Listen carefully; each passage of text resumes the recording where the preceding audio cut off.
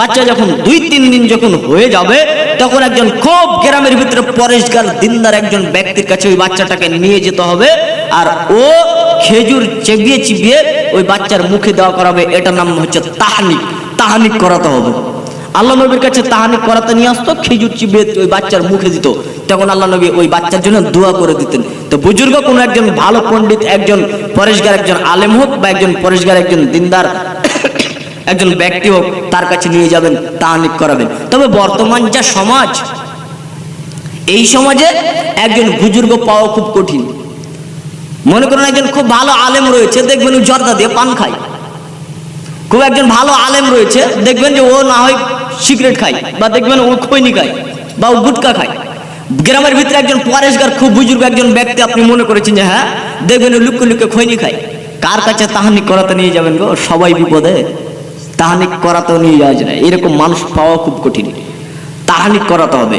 এরপরে 7 দিনের দিন জরুরি কিছুগুলি কাজ রয়েছে। বাচ্চা 7 দিনের দিন মাথার চুলকে কামিয়ে দিতে হবে। ডাক্তার বলছে খবরদার 20 দিনের আগে মাথার চুল যেন কামানো না হয়। 20 দিনের আগে মাথার চুল যেন কামানো না হয়। এটা কার পরামর্শ?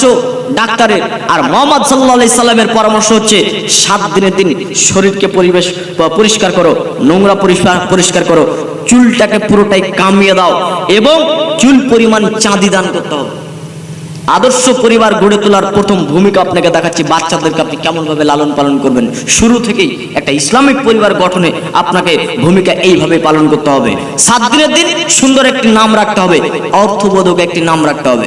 যদিও 7 দিনের আগে আগেই নাম রাখা জায়েজ রয়েছে, আপনি রাখতে পারেন। তবে 7 দিনের দিন আপনাকে নাম রাখার ব্যাপারে বলা হয়েছে, আগেও রাখতে পারেন। 7 দিনের দিন আকিকা করতে হবে। এ হচ্ছে 7 দিনের দিন আপনার কাজ। এরপরে মা হিসাবে ওর মা ওই বাচ্চাকে অন্তত 2 বছর দুধ পান করাবে। আরো যদি বাচ্চাটা দুধ পান করতে চায় আরো করাতে হবে, কোনো সমস্যা নেই, দুধ পান করাতে পারে। এবার বাচ্চার সঙ্গে আপনি নিজে খেলা করবেন। খবরদার বাচ্চার সঙ্গে অন্য কোনো পাড়ার ছোট ছোট বাচ্চার সঙ্গে খেলতে দিয়েন না। কারণ এই বাচ্চাটাকে যদি আপনি আদর্শ করতে চান, তাহলে আপনি নিজে খেলা করেন, নতবা ওই ছেলেটা যখন অন্য ছেলের সঙ্গে যখন খেলা করবে, কত রকমের খারাপ ভাষা সব শিখে যাবে। এই জন্য সন্তানের পিছনে আপনাকে সময় দিতে হবে। আমরা পিতারা, আমরা মায়েরা, আমরা আমাদের সন্তানের পিছনে সময় দিই না। আল্লাহ নবী তীর নিক্ষেপ করা খেলাকে তিনি পছন্দ করতেন, ঘোড়া দৌড় প্রতিযোগিতা খেলাকে তিনি পছন্দ করতেন, সাঁতার কাটা খেলাকে তিনি পছন্দ করতেন। আপনি বাপ আছেন, আপনি আপনার ছেলের সঙ্গে ক্রিকেট খেলেন, ভলিবল ছোট্ট বল খেলেন, আর ব্যাডমিন্টন খেলেন। আপনি আপনার সন্তানের পিছনে আপনি নিজে সময় দেন। অন্য কোনো ছেলেকে, অন্য কোনো বাচ্চাকে সময় তাদের সঙ্গে খেলতে দিয়েন না। দিবেন যারা ভালো, ভালোর সঙ্গে ভালোকে রাখতে হবে, খারাপের সঙ্গে নয়। আপনি সময় দেবেন, কোনোদিন হয়তো মাঝে নদী নিয়ে চলে গেলেন, একটু তাকে হেলতে শেখাবেন, সাঁতার কাটতে শেখাবেন। এইভাবে আপনি আপনার সময় আপনার ছেলের পিছনে দেবেন।